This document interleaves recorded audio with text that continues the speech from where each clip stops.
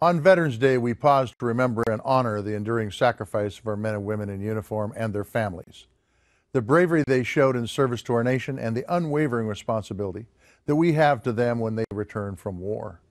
From the greatest generation of World War II to the veterans of Korea and Vietnam, those who came before us courageously defended our freedoms and helped make America the nation that it is today. And now, after more than a decade of entanglements in military conflicts across the globe, there's a generation of younger service members who have been deployed time and time again and know nothing but war and conflict. While these men and women represent the very best of our nation, these battles have taken their toll. The tragic loss of life, the physical injuries that plague those who return, the unseen wounds that haunt their lives, the responsibility to care for them, and our obligation to them as taxpayers. There is no doubt that serving our veterans and their families is a cost of war, and the services and benefits that they've earned mark our nation's strength just as much as the military might that we show around the world. That's why we must guarantee that the VA has the resources it needs to serve the veterans, whether it be from Alzada, Montana, or Atlanta, Georgia.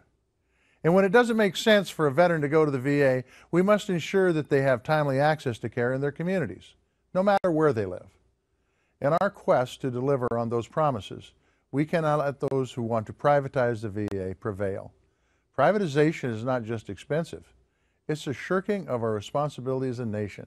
It's a breaking of our promise to our veterans. And it's a disservice to veterans who live in rural places like my home state, the great state of Montana. That's why we will put politics aside and work together to make sure that all veterans receive the very best care and assistance that they have earned.